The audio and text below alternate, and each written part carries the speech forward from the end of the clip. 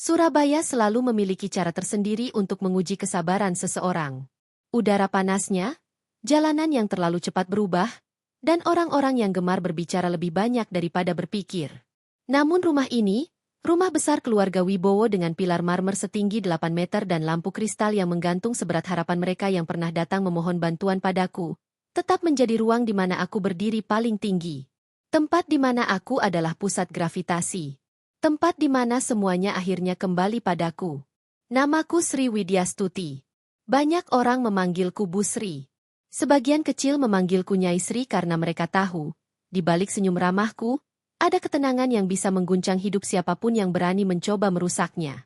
Usia 62 tidak membuatku lambat. Justru membuatku lebih tajam, lebih senyap, lebih mematikan. Malam itu seharusnya menjadi makan malam keluarga biasa. Makanan tersusun rapi di sepanjang meja panjang yang terbuat dari kayu jati tua yang dulu kupesan dari Bali. Ada aroma daging panggang bercampur rosemary, wangi sup asparagus dengan taburan parmesan, dan sentuhan manis dari puding karamel yang disiapkan khusus oleh koki lama kami. Lampu kristal di atas meja memantulkan cahaya lembut ke gelas-gelas anggur yang berkilau. Aku menempatkan diri di ujung meja, seperti biasa. Posisi seorang ratu yang tidak perlu mengumumkan kekuasaannya. Di sisi kiriku, Raditya Pramana, anak laki-lakiku, pewaris utama perusahaan properti dan perkebunan kelapa sawit keluarga Wibowo. Wajahnya letih namun tetap tampan, seperti dirinya yang selalu berusaha keras mempertahankan apapun yang kupasangkan di pundaknya sejak kecil. Ia tidak pernah menyadari beban itu sebenarnya berfungsi sebagai pelindung, bukan penjara. Di sisi kanan, duduk perempuan yang membuat udara di ruangan ini berubah menjadi lebih dingin dari AC yang bekerja sepanjang hari. Clarissa Andini, menantu perempuanku. Wanita yang sempurna dari luar namun busuk dari dalam. Langkahnya selalu tenang, bibirnya selalu tersenyum. Namun ada sesuatu dalam sorot matanya yang sejak awal membuatku menaruh jarak. Bukan rasa benci, bukan pula prasangka. Lebih pada naluri seorang perempuan tua yang sudah melihat terlalu banyak wajah palsu di hidupnya. Namun malam itu, ia melampaui batas tipis yang selama ini ia injak dengan hati-hati. Ia mencondongkan tubuhnya ke arahku ketika semua orang sibuk dengan makanan masing-masing. Aroma parfum floral yang terlalu manis menusuk hidungku.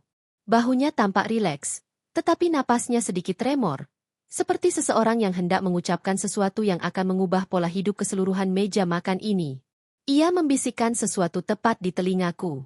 Sesuatu yang sangat pelan namun cukup jelas untuk memotong udara yang semula damai. Kalimat hinaan yang begitu disengaja, begitu penuh kebencian, dan begitu pamer kuasa. Ia mengklaim dirinya hamil. Bukan oleh suamiku. Bukan oleh anakku. Tetapi oleh seseorang yang seharusnya tidak pernah disentuhnya. Ia mengatakan itu dengan nada merendahkan, menyebutku nenek tua, dan berniat menancapkan luka ke dalam diriku. Aku mendengarkan semuanya tanpa bereaksi sedikit pun. Wajahku tetap tenang. Tubuhku tetap tegak. Tanganku tetap menggenggam garpu perak yang dihiasi ukiran mawar. Tidak ada sesuatu pun yang berubah dari diriku. Lalu aku tertawa. Bukan tawa kecil penuh sopan santun yang biasa kutunjukkan dalam acara keluarga. Aku tertawa terbahak-bahak. Tawa lembut namun panjang, yang membuat seluruh meja berhenti bergerak. Tawa yang memantul di permukaan lampu kristal dan menimbulkan gema halus di seluruh ruangan. Tawa yang membuat Clarissa menegang. Aku menatapnya sambil tersenyum. Senyum manis. Senyum yang membuat orang-orang merasa aman, tetapi justru menjadi pertanda paling buruk bagi siapapun yang menantangku. Aku menyampaikan kalimat sederhana, bahwa aku akan memberikan kejutan yang lebih besar. Ia tersenyum kaku. Matanya menyipit sedikit. Ia pikir ia baru saja memenangkan permainan kecilnya. Ia pikir aku akan terpancing. Ia pikir ia berhasil. Namun ia benar-benar lupa satu hal. Aku bukan perempuan sembarangan yang bisa diusik hanya dengan bisikan picik. Aku tidak pernah membalas dengan amarah. Aku membalas dengan keheningan dan bukti. Dan sejak malam itu, sesuatu dalam diriku bergerak. Pelan. Rapi. Hening. Aku menunggu sampai makan malam selesai. Aku melihat Raditya berusaha menutupi ketegangan dari kegugupan Clarissa yang tiba-tiba berubah menjadi lebih gelisah daripada biasanya. Aku melihat suamiku, Insinyur Haryanto Wibowo, sibuk meladeni pembicaraan ringan dengan dua saudara sepupunya, tanpa menyadari badai yang baru saja ditiupkan di bawah hidungnya. Terkadang aku heran bagaimana laki-laki setua itu, dengan semua pengalaman dan kecerdasannya, masih bisa dibutakan oleh perempuan muda yang tahu cara menundukkan kepala dengan anggun. Haryanto selalu menyukai sesuatu yang tampak rapi. Ia mengira perempuan seperti Clarissa tidak mungkin membawa kekacauan. Ia salah besar. Dan kesalahannya itu akan aku patahkan pelan-pelan. Setelah tamu pulang, aku masuk ke ruang kerjaku. Ruangan luas dengan dinding kayu walnut, lampu meja berwarna emas, dan lemari kaca tempat aku menyimpan dokumen keluarga selama puluhan tahun. Kunci-kunci rahasia, catatan keuangan, bukti transaksi masa lalu yang tidak pernah lagi disentuh, semuanya tersimpan di sana. Ada peta besar perusahaan properti, denah kebun sawit, dan laporan pembangunan villa keluarga di Bali. Semua menjadi saksi betapa keluarga ini berdiri bukan dari keberuntungan, tetapi dari perjuangan dan darah dingin.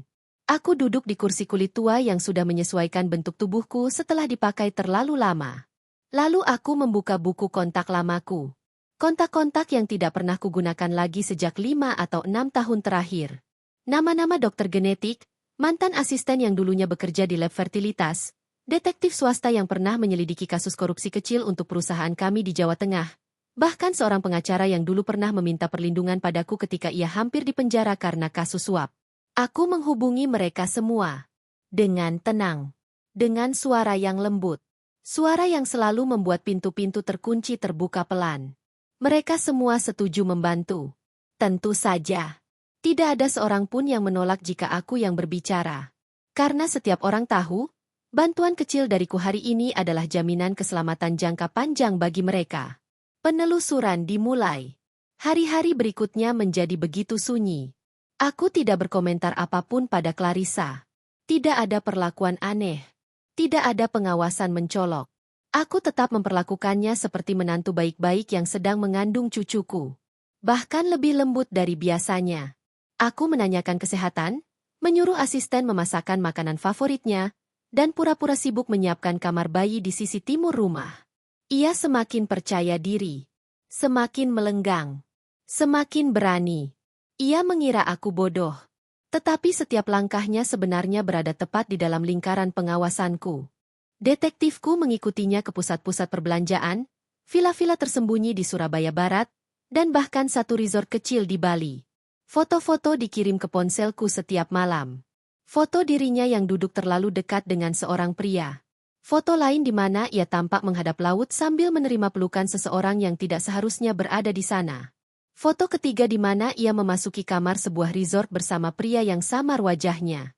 Foto keempat memperlihatkan seseorang lain, berbeda dari dua pria sebelumnya. Permainan ini ternyata jauh lebih kotor dari yang kuduga. Tanpa perlu bertanya, aku tahu apa yang harus kulakukan selanjutnya. Informasi pertama yang kudapat bukanlah yang paling mengejutkan, namun cukup untuk membuka pintu menuju kebenaran yang lebih gelap. Clarissa tidak hanya bertemu seseorang di Bali.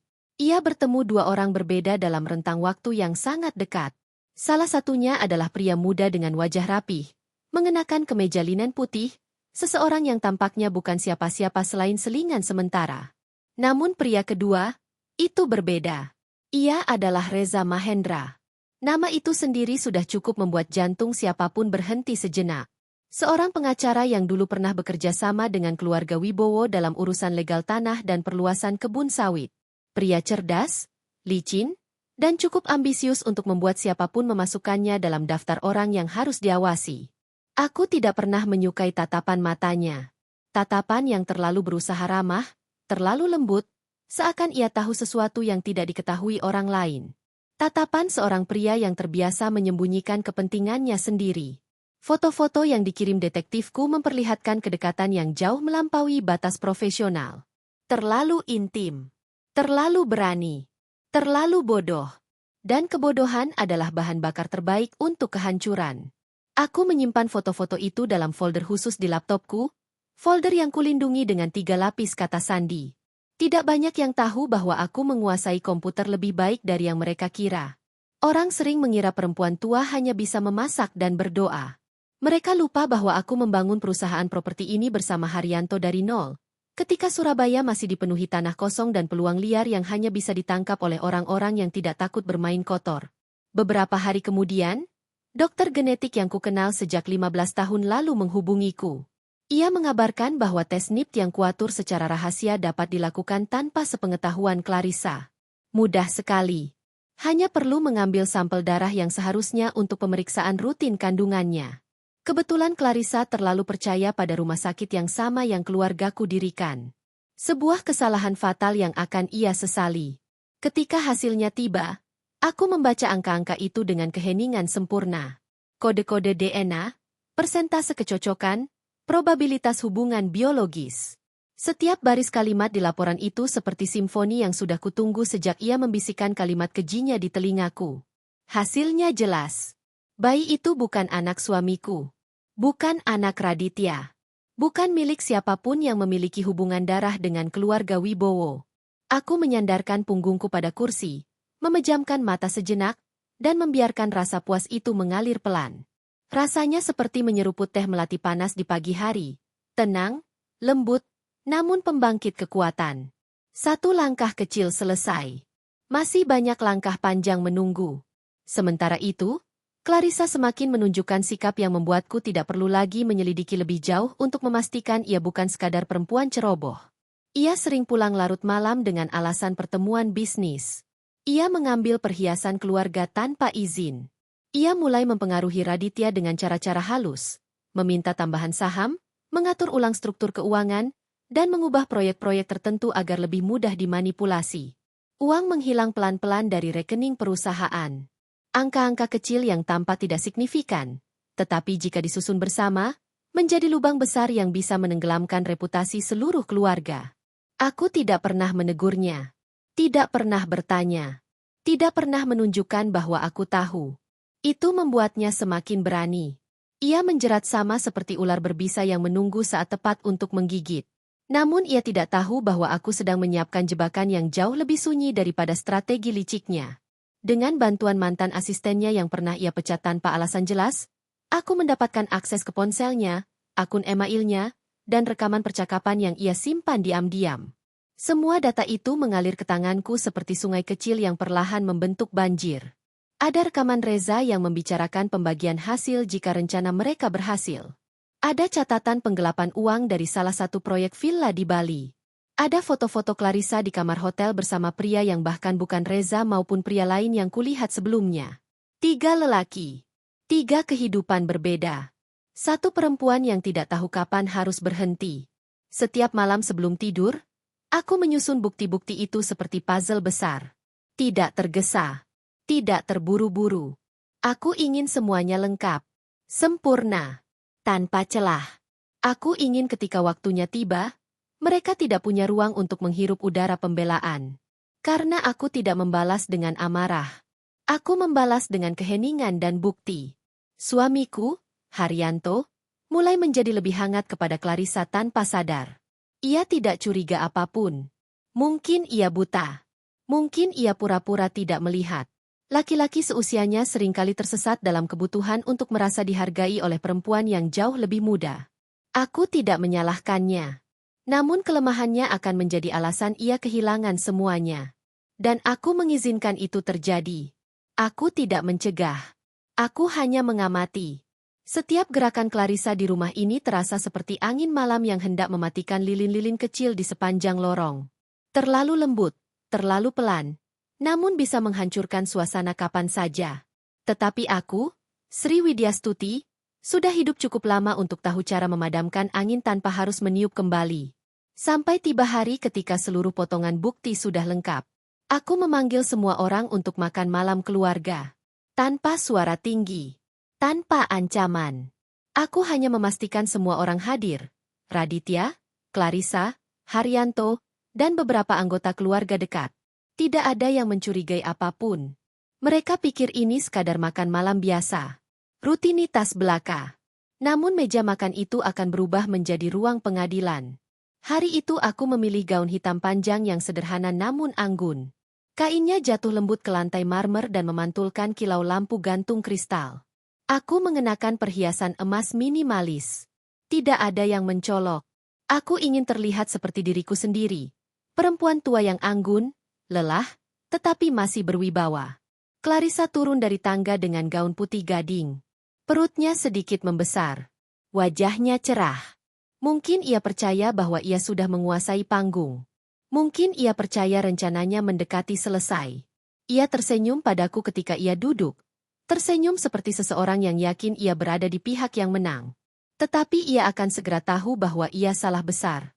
Sangat besar. Ketika semua hidangan tersaji dan semua percakapan ringan selesai, aku bangkit dari kursiku. Suasana menjadi hening.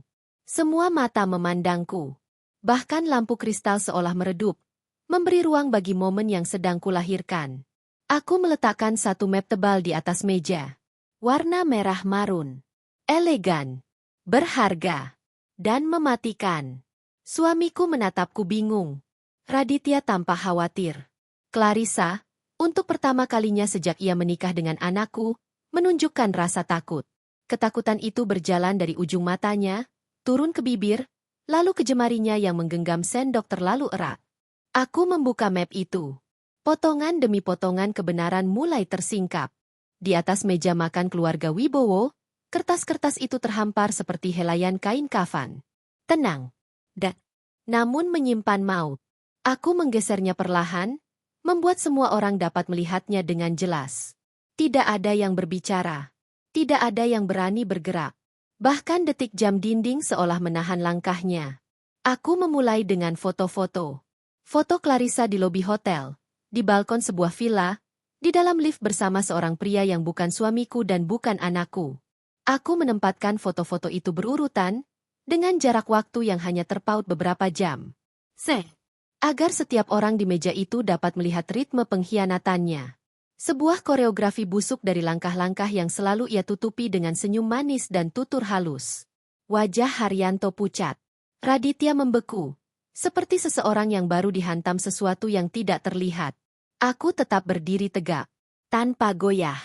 Setelah foto-foto itu selesai, aku meletakkan selembar kertas hasil tes DNA. Hasil NIPT yang menunjukkan secara matematis bahwa bayi yang disombongkan Clarissa di telingaku malam itu bukan bagian dari garis darah Wibowo. Angka-angka itu tertera tebal, jelas, tanpa ruang bagi keraguan. Semua penjelasan medis ada di sana, disertai tanda tangan dokter yang sudah bertahun-tahun bekerja untuk kami.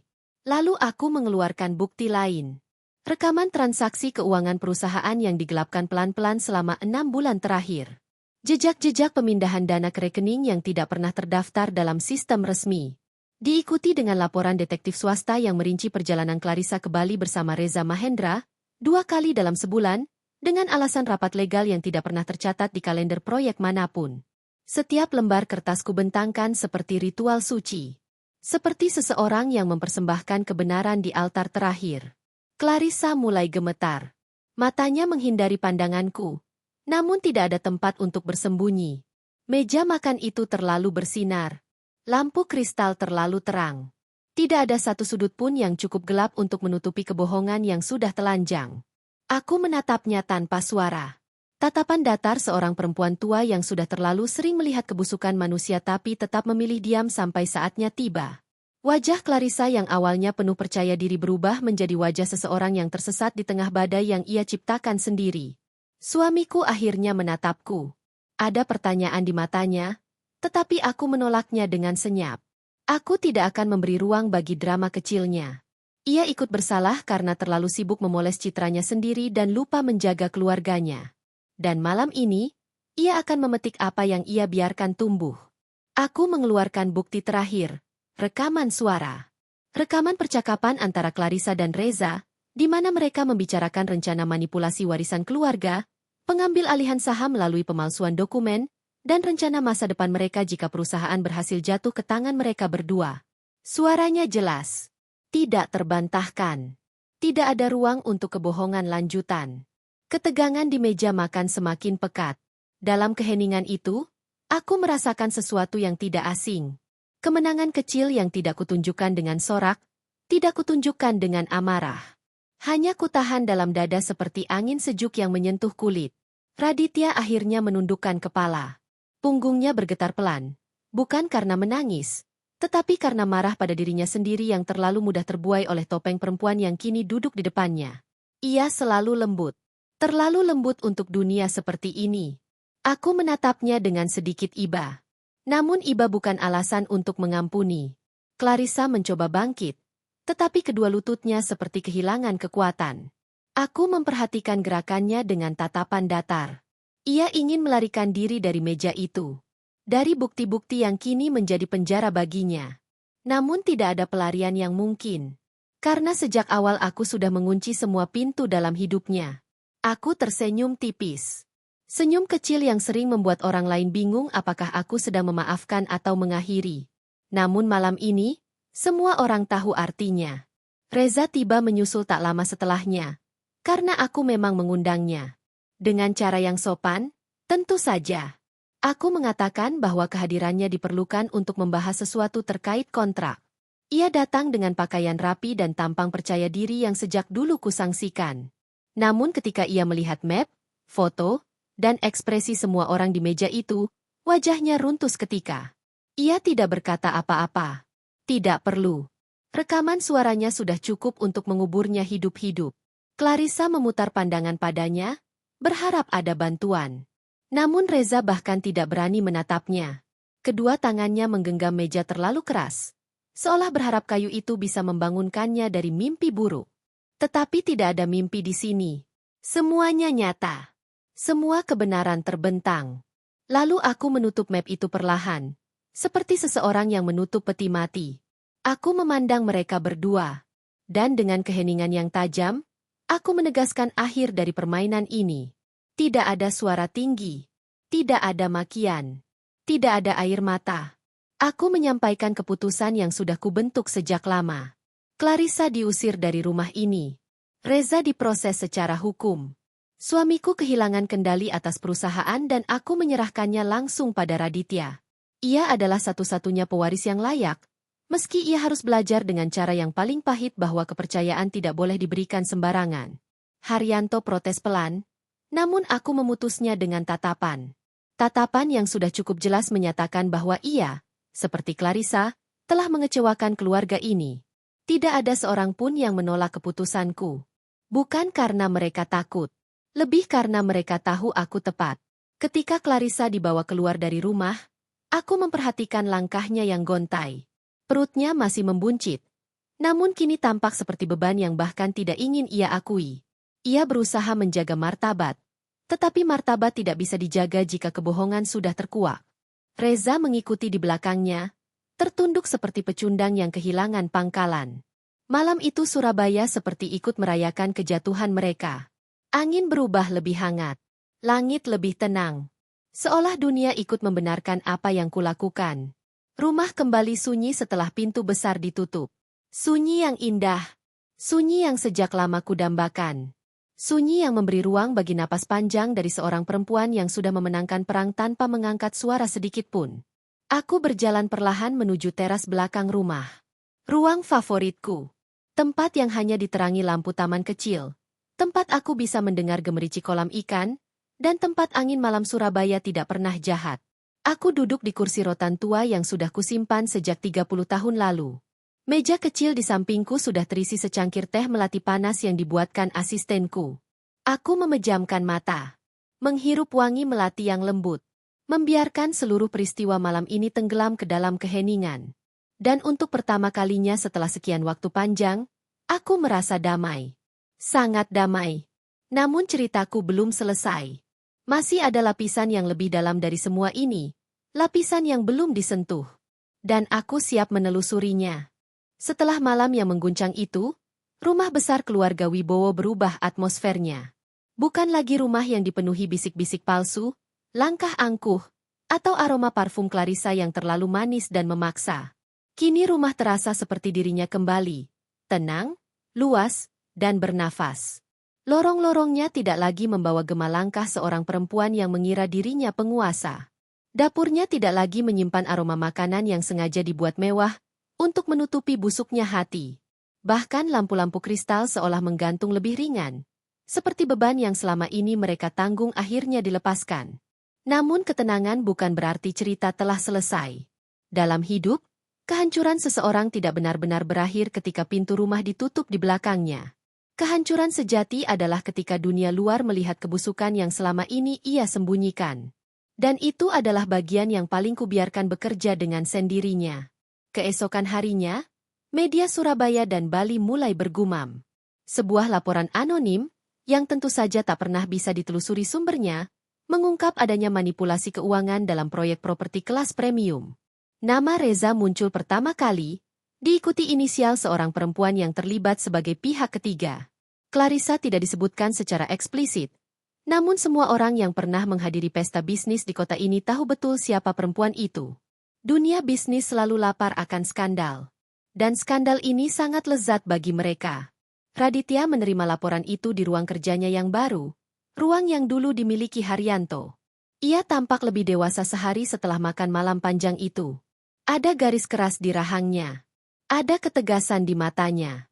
Luka yang ia alami berubah menjadi kekuatan yang tidak ia miliki sebelumnya. Aku memperhatikannya dari kejauhan. Dalam keheningan. Tidak mengganggu. Tidak menasihati. Ia harus menemukan jalannya sendiri. Namun ia menemukan jalannya dengan cara yang kubayangkan. Diam, teliti, dan mematikan. Raditya mulai melakukan audit internal. Ia memanggil staf-staf lama yang pernah disingkirkan Clarissa, memberi mereka ruang kembali. Perusahaan perlahan memulihkan integritasnya di bawah kepemimpinannya. Para direktur senior yang dulu ragu kini menaruh hormat kepada pemilik baru perusahaan. Mereka tahu siapa yang sebenarnya membangun pondasi bisnis ini. Bukan Clarissa. Bukan Reza. Dan bukan Haryanto yang terlalu sibuk memoles citranya. Melainkan aku. Sri Widyastuti. Perempuan tua yang sudah memahami bahwa kekuatan sejati bukan datang dari suara lantang, tetapi dari kesunyian yang tahu kapan harus menggulung badai. Sementara itu, Clarissa menghilang dari Surabaya. Ia mencoba kembali ke keluarganya di Bali. Namun kabar yang kudapat dari salah satu kenalanku di Denpasar mengatakan bahwa ia ditolak. Kehidupan glamor yang dulu ia bangun runtuh bersama reputasinya. Tidak ada kartu nama yang bisa ia gunakan untuk menyelamatkan muka. Tidak ada pria berkuasa yang mau mengulurkan tangan. Bahkan Reza, yang sempat meyakinkan dirinya sebagai rekan konspirasi, kini menghadapi tuntutan hukum yang menjadikannya musuh dalam industri properti. Clarissa terjebak dalam lingkaran yang ia buat sendiri.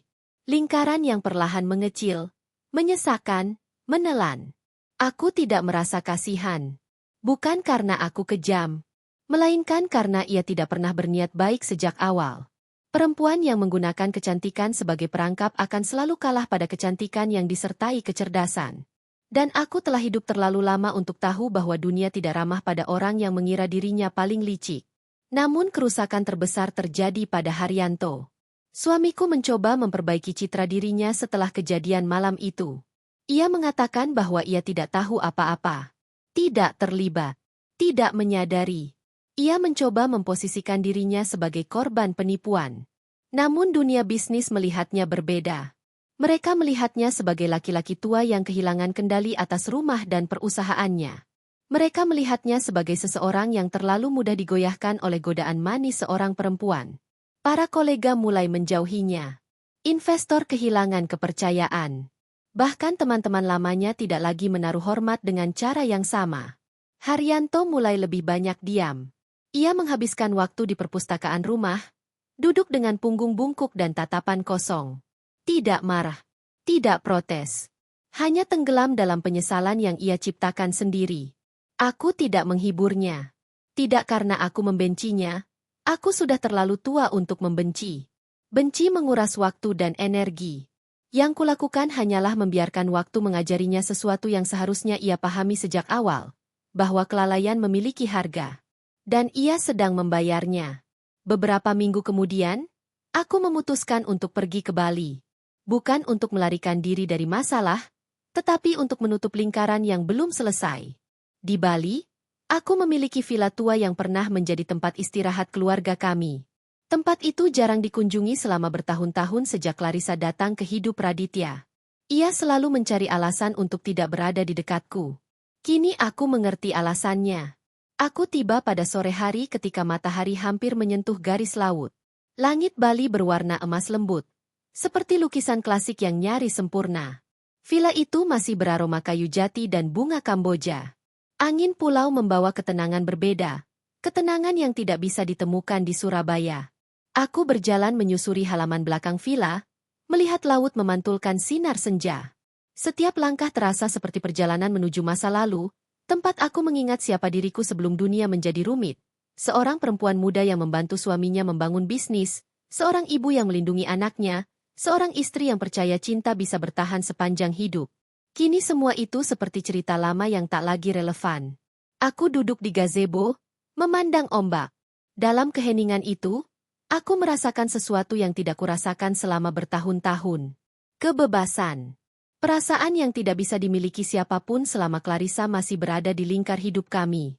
Perempuan itu seperti bayangan gelap yang merasuk ke dalam setiap sudut keluarga, membuat semua orang buta, bahkan anakku sendiri.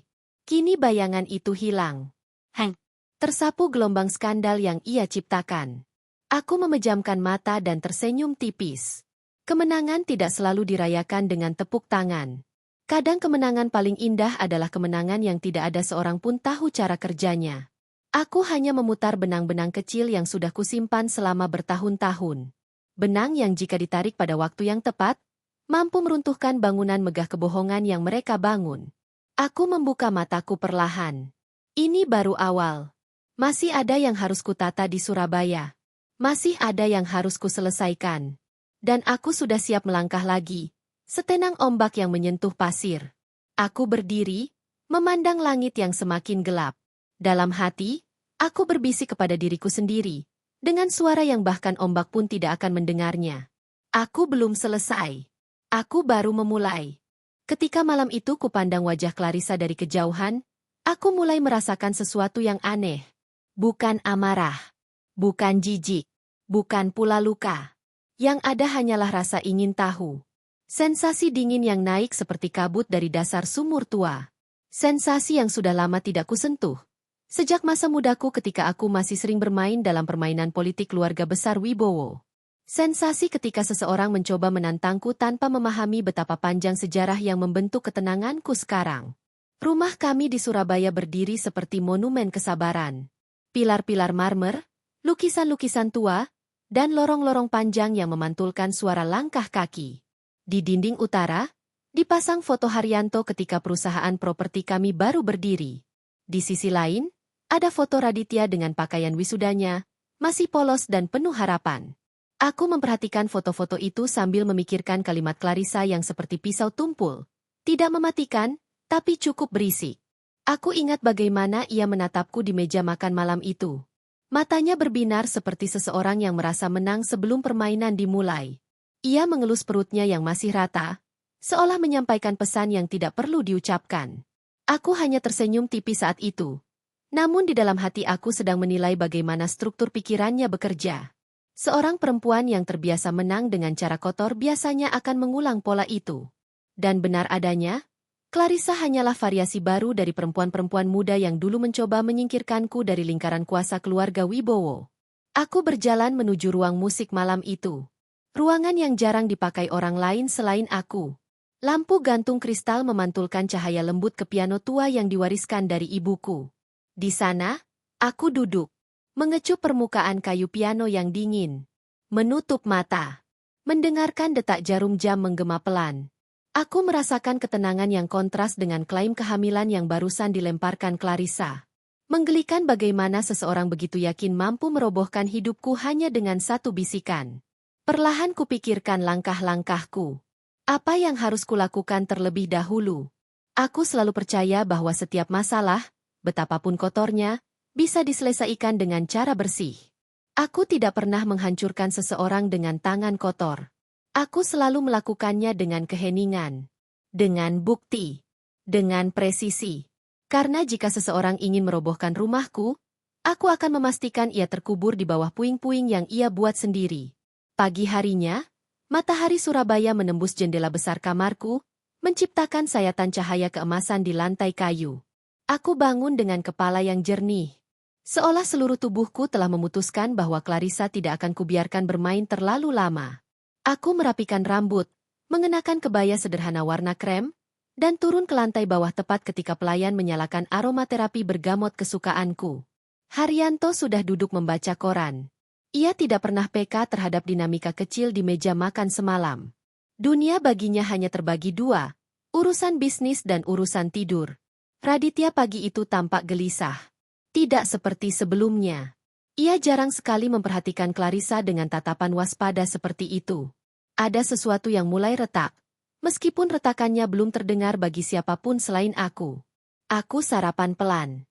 Roti brioche lembut, selai aprikot buatan sendiri, dan teh melati panas. Semua terasa seimbang. Semua terasa terkendali. Clarissa muncul terakhir dengan riasan tipis dan gaun satin abu-abu. Langkahnya lambat, dibuat-buat seolah tubuhnya rentan.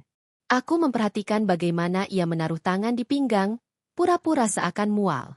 Aku menahan tawa di dalam hati. Perempuan seperti itu biasanya lupa bahwa kebohongan paling rapuh adalah kebohongan yang terlalu sering dipamerkan.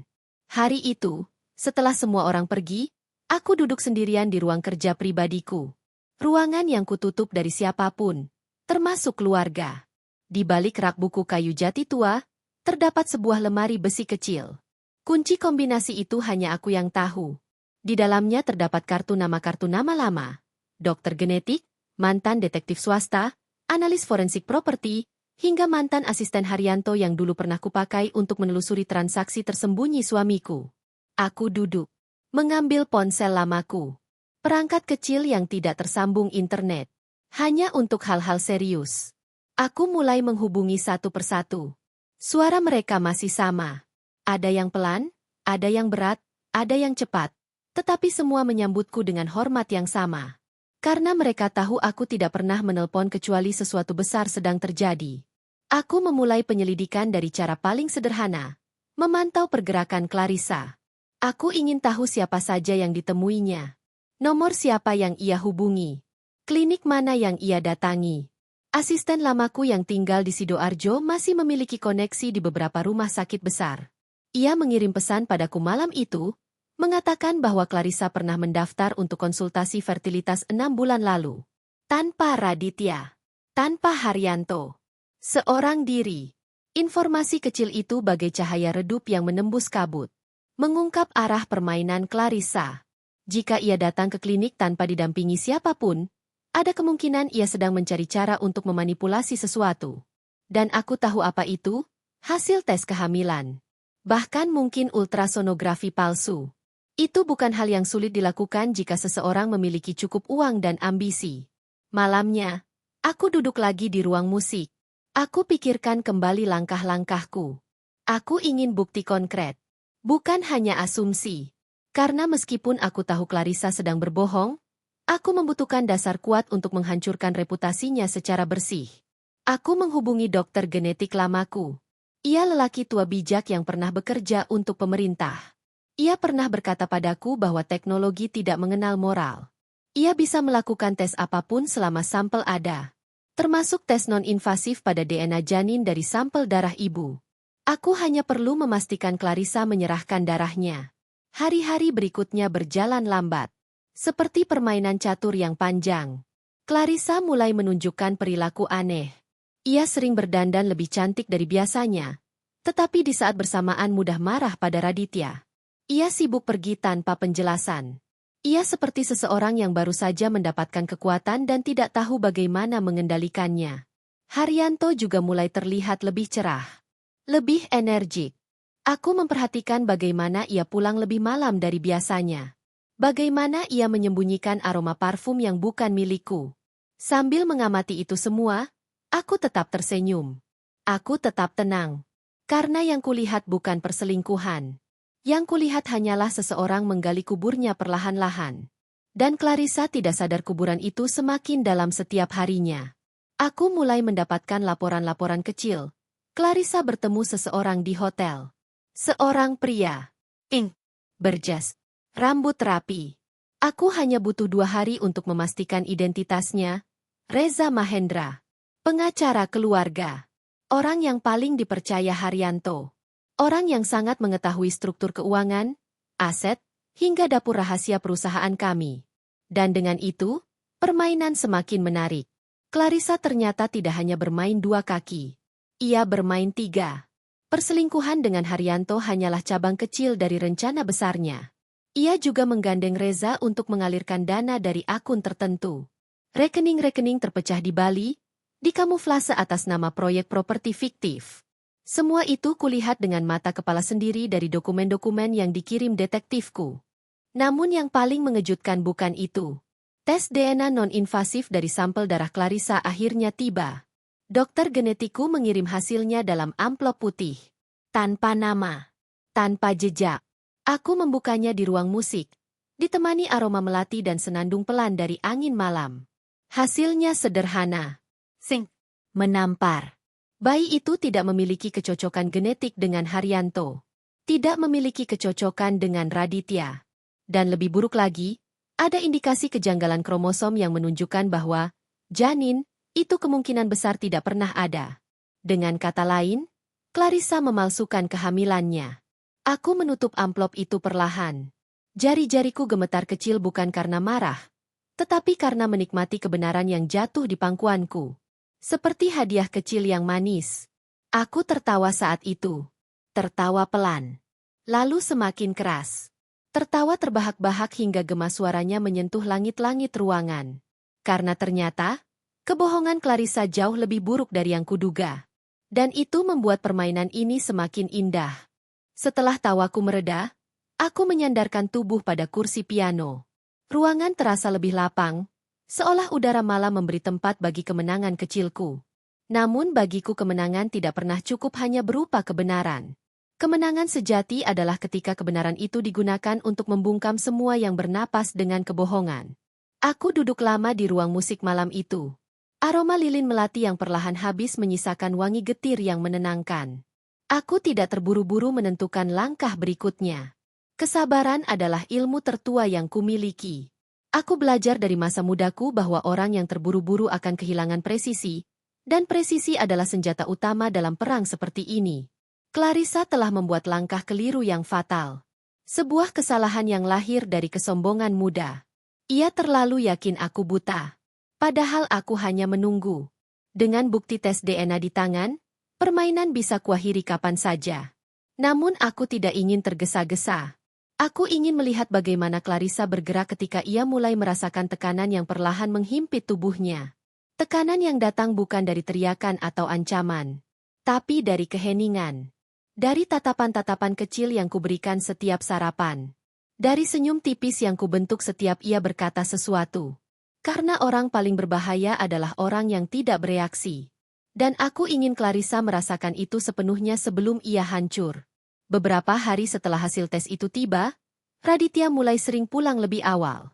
Ia tampak tertekan. Matanya seperti kehilangan cahaya yang dulu selalu membuatku terharu. Ia jarang bicara, tapi aku tahu ia sedang memikirkan sesuatu. Sesuatu yang berat. Sesuatu yang membebani kualitas tidurnya. Clarissa, yang biasanya suka menempel pada Raditya seperti parasit, pada hari-hari itu justru menjaga jarak. Ia sibuk menerima telepon entah dari siapa. Kadang ia bicara di balkon lantai 2 sambil menutup wajah dengan tangan. Kadang ia masuk ke kamar mandi dengan ponsel, meninggalkan air mengalir begitu saja. Haryanto pun semakin aneh. Ia tampak gugup, seperti seseorang yang baru saja mengambil keputusan bodoh tapi masih berusaha terlihat tegak. Ia mulai memberikan Clarissa perhatian berlebihan. Membawakan tas belanjaan. Mengantar ke salon. Bahkan meminjamkan mobil sport yang dulu tidak pernah ia izinkan dipakai siapapun. Dari tatapannya aku tahu ia sedang memupuk sebuah mimpi palsu. Mimpi bahwa Clarissa akan memberinya kehidupan baru. Mimpi bahwa ia masih diinginkan. Sementara itu, Reza Mahendra menghilang selama beberapa hari. Detektifku mengatakan bahwa Reza sedang mengurus beberapa dokumen di Bali. Aku tidak peduli detailnya. Karena apapun yang ia lakukan, semuanya tercatat. Ia dan Clarissa menggunakan rekening sama.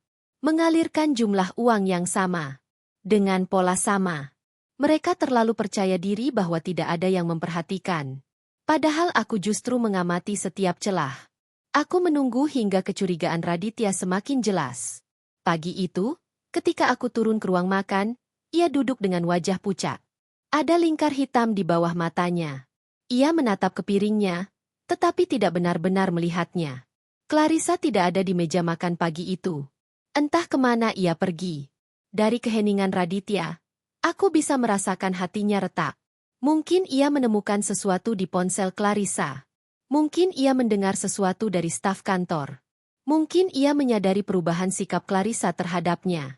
Apapun itu, ia mulai melihat sisi gelap menantunya sendiri. Aku menyesap teh melati sambil memperhatikan Haryanto yang pura-pura membaca koran. Di balik kertas itu, matanya melirik arah tangga, seolah menunggu Clarissa turun dengan gaun tidur sutra yang biasa ia pamerkan. Menjijikkan. Usia dan keserakahan membuat lelaki bodoh selalu merasa muda, padahal mereka hanya menua tanpa keanggunan. Setelah sarapan, aku kembali ke ruang kerja. Aku mengeluarkan map hitam berisi semua bukti penggelapan yang dilakukan Clarissa dan Reza. Dokumen itu penuh detail. Penarikan dana besar, transfer ke rekening cabang Bali, pembelian aset atas nama perusahaan fiktif. Semuanya begitu rapi, seolah-olah Clarissa memang dilahirkan untuk menipu. Namun rapi saja tidak cukup. Ia lupa bahwa dalam keluarga Wibowo, ada seseorang yang memahami seluruh sistem dari akar sampai cabang. Dan orang itu adalah aku. Sambil membolak-balik dokumen, aku mengingat kembali masa ketika aku pertama kali menikah dengan Haryanto. Aku masih muda dan polos.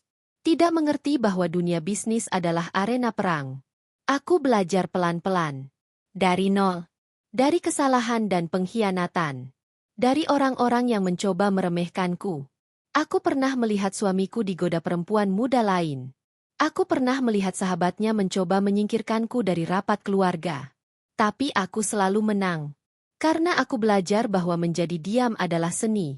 Dan aku menguasainya. Kini, Clarissa hanyalah bab baru dari novel panjang hidupku. 3 hari setelah dokumen lengkap, aku menerima kabar dari detektif bahwa Clarissa dan Reza bertemu diam-diam di sebuah villa di Bali. Mereka memeriksa dokumen, membahas rencana, dan kemungkinan membicarakan bagaimana cara menggulingkan Raditya agar Clarissa bisa mengambil bagian saham lebih besar. Mereka tidak tahu bahwa semua percakapan terekam dari jarak jauh. Mereka tidak tahu bahwa detektifku telah menempatkan perangkat kecil di lampu taman villa itu. Mereka tidak tahu bahwa setiap bisikan mereka adalah peluru yang akan mereka lepaskan ke kepala mereka sendiri nanti. Malam itu aku duduk di beranda rumah Surabaya. Angin bertiup lembut membawa aroma pohon Kamboja. Aku memegang laptop kecil yang berisi rekaman audio dari pertemuan mereka. Suara Clarissa sangat yakin. Suara Reza sangat angkuh. Mereka bicara seolah dunia ini menunggu mereka memerintah. Ketika mereka menyebut nama Haryanto, aku tidak marah. Ketika mereka menyebut nama Raditya, aku tidak sedih. Aku hanya menutup mata dan tersenyum. Karena semua ini akan segera selesai. Di hari keempat, aku menerima email rahasia dari dokter genetiku. Ia mengirimkan hasil final tes DNA pada amplop terpisah. Lebih lengkap, lebih detail. Ia menunjukkan bahwa hormon kehamilan Clarissa sengaja dimanipulasi. Sejenis injeksi yang biasa digunakan untuk tujuan tertentu. Ia juga mengirim catatan kecil yang mengatakan bahwa kehamilan itu hanyalah skenario. Tidak ada janin. Tidak ada kehidupan. Tidak ada apapun. Aku memegang amplop itu lama. Kertasnya kasar. Teksturnya seperti kebenaran itu sendiri. Kebenaran yang tidak bisa dibantah. Kebenaran yang akan mengakhiri permainan Clarissa dengan satu langkah sederhana. Aku bangkit dari kursi. Berjalan ke depan cermin rias. Memandang wajahku sendiri. Wajah perempuan berusia lebih dari 60 tahun yang masih berdiri tegak meski dunia berkali-kali mencoba menjatuhkannya. Wajah yang tidak membutuhkan keributan untuk menang. Wajah yang memahami bahwa kekuasaan tertinggi ada dalam keheningan. Malam itu, aku memutuskan tanggalnya. Aku akan mengadakan dinner keluarga terakhir. Dan di meja makan itu, Clarissa akan mendengar bagaimana bunyi kehancurannya sendiri. Hari ketika aku menentukan tanggal dinner keluarga, udara Surabaya sedang sejuk. Awan-awan tipis bergelantung di langit seperti tirai sutra yang baru dicuci. Rumah besar keluarga Wibowo tampak lebih megah dari biasanya. Mungkin karena aku memandangnya dengan mata yang sudah siap untuk mengakhiri sebuah bab gelap. Aku memanggil kepala pelayan. Dengan nada tenang, aku memintanya menyiapkan makan malam keluarga pada malam Minggu. Tidak perlu acara besar. Tidak perlu undangan luas. Hanya keluarga inti. Aku tahu Clarissa akan menanyakan alasannya. Aku tahu Haryanto akan merasa canggung. Aku tahu Raditya akan mencium sesuatu yang tidak beres. Tapi tidak masalah. Mereka akan datang. Karena ketika seorang perempuan tua seperti aku mengundang dengan senyum ramah, tidak ada seorang pun yang berani menolak. Mereka akan duduk. Mereka akan mendengar. Mereka akan melihat. Selama hari-hari menunggu dinner itu tiba, aku menjalani rutinitas seperti biasa. Bangun pagi, membaca laporan bulanan perkebunan kelapa sawit di Kalimantan, mengecek progres proyek properti di daerah Citraland, dan sesekali menerima telepon dari kolega lama. Tidak ada yang berubah. Tidak ada yang terlihat berbeda. Semua berjalan dengan tempo tenang yang membuat Clarissa merasa aman. Ia tersenyum kepadaku 2 hari sebelum dinner. Senyum yang dibuat-buat, tapi cukup manis untuk menipu dirinya sendiri. Dalam hatinya ia masih merasa berkuasa. Ia merasa kehamilan palsunya cukup untuk menjerat Haryanto. Ia merasa sambungan rahasia dengan Reza cukup untuk menggulingkan Raditya. Ia merasa cukup kuat untuk menghancurkan keluarga besar Wibowo dari dalam. Ia tidak sadar bahwa aku sudah menyentuh setiap bagian dari jaring kebohongan yang ia tenun. Di meja makan siang hari itu, aku memperhatikan Clarissa menyentuh perutnya lagi. Tangan yang sama, gerakan yang sama, kebohongan yang sama. Namun kali ini, aku bisa melihat ketegangan halus di ujung jarinya. Seolah ia mulai kesulitan mempertahankan drama itu. Matanya menghindari tatapan Raditya. Sesekali ia melirik Haryanto, seakan memintanya menopang kebohongan itu. Namun Haryanto, dengan kepolosannya yang dewasa tapi rapuh, tidak menyadari apapun. Aku tidak mengatakan apa-apa. Aku hanya memperhatikan. Mengamati. Menyimpan semua detail itu di kepalaku. 2 hari sebelum dinner, aku menghubungi mantan asistennya Haryanto. Perempuan itu sudah lama pensiun. Tetapi ia masih memiliki akses ke beberapa fail lama. Aku memintanya menelusuri dokumen perpindahan dana 6 bulan terakhir. Dalam beberapa jam, ia mengirimkan folder digital yang berisi bukti-bukti tambahan, tanda tangan palsu Haryanto di beberapa surat, pengajuan pembelian lahan yang tidak pernah disetujui, hingga info palsu yang digunakan Clarissa dan Reza untuk menutupi jejak mereka. Aku membaca semuanya di ruang kerja. Lampu meja menyinari wajahku yang memantulkan ketenangan. Aku tidak terkejut. Clarissa dan Reza bermain dengan cara yang sama seperti banyak orang muda. Tergesa-gesa, ceroboh, dan terlalu percaya diri. Aku menggabungkan semua bukti ke dalam satu folder fisik besar berwarna hitam. Kulit folder itu halus, memberi kesan bahwa sesuatu yang elegan sedang disiapkan. Sesuatu yang tidak bisa dibantah. Sesuatu yang akan mematahkan leher reputasi mereka dalam satu hentakan kecil. Malam sebelum dinner, aku tidak bisa tidur. Bukan karena cemas, tetapi karena tenang. Terlalu tenang. Rasanya seperti malam sebelum konser besar. Ketika seorang pianis menunggu saat ia harus memukul nada pertama. Ruang tidurku sunyi.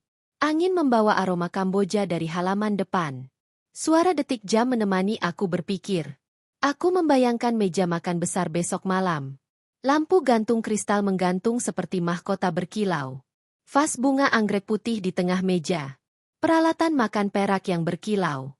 Semuanya akan tampak indah, bersih, dan mahal.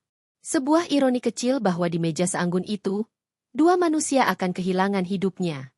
Bukan nyawanya, tapi kehormatannya. Ketika pagi datang, aku bangun lebih awal. Aku berjalan mengelilingi rumah, memastikan semuanya sempurna. Karpet dibersihkan. Kursi makan dipoles. Piano di ruang musik disetel ulang. Tidak ada yang boleh terlihat berantakan. Karena kekacauan terbesar pun harus disampaikan dalam panggung yang paling rapi. Clarissa turun dengan wajah yang lebih pucat dari biasanya. Ada sesuatu pada matanya yang membuatku tahu ia mulai takut. Mungkin intuisi tidak sekuat kecerdasan. Tapi pada titik tertentu, ketakutan seseorang memancar seperti aroma. Aku bisa mencium ketakutannya. Tetapi ia mencoba menyembunyikannya dengan gaya yang terlalu dibuat-buat. Ia merapikan rambutnya, memakai gaun merah marun, dan mengenakan perhiasan emas kecil. Ia ingin terlihat dominan. Padahal ia sedang tenggelam. Raditya pagi itu tidak banyak bicara. Ia memandang Clarissa lama. Ada sesuatu pada pandangannya yang membuatku ingin merengkuh anakku itu. Bukan untuk menenangkannya, tetapi untuk mengatakan bahwa ia tidak perlu takut. Semua akan selesai malam ini. Ia akan bebas dari perempuan itu. Tapi aku tetap diam. Aku tidak ingin merusak panggung dengan kata-kata yang tidak perlu. Haryanto, seperti biasa, tidak menyadari apapun. Ia membaca berita bisnis sambil menyeruput kopi. Pikirannya tidak pernah menjangkau jauh dari dirinya sendiri. Dan itulah yang membuatnya menjadi pion paling mudah dikendalikan dalam permainan besar ini. Siang hari aku menerima kabar dari detektif bahwa Reza sudah kembali dari Bali. Ia berada di kantornya, menyelesaikan beberapa dokumen yang menurutnya bisa mengamankan posisinya. Ia tidak tahu bahwa semua itu sudah terlambat. Ia tidak tahu bahwa namanya hanya tinggal menunggu untuk dibacakan dalam daftar kebusukan. Sore hari aku mandi air hangat lebih lama dari biasanya. Menyisir rambutku perlahan. Memilih kebaya warna hijau zamrud yang membuat kulitku tampak lebih muda. Aku ingin hadir sebagai perempuan yang menang. Bukan perempuan yang membalas dendam. Aku ingin semua orang di meja itu melihat bahwa aku tidak pernah goyah. Aku turun dengan langkah lembut. Para pelayan sudah menata meja makan panjang itu. Lampu kristal menyala. Anggrek putih berdiri gagah. Suasana rumah seperti istana kecil di Surabaya. Clarissa muncul dengan gaun merah yang mencolok. Haryanto dengan kemeja putih formal. Raditya dengan jas hitam sederhana. Mereka duduk. Aku mengambil tempat di ujung meja. Seperti biasa. Makanan disajikan, sup krim labu, roast beef, dan hidangan penutup tiramisu buatan chef pribadi kami. Wangi rempah dan mentega memenuhi udara. Semuanya terlihat sempurna.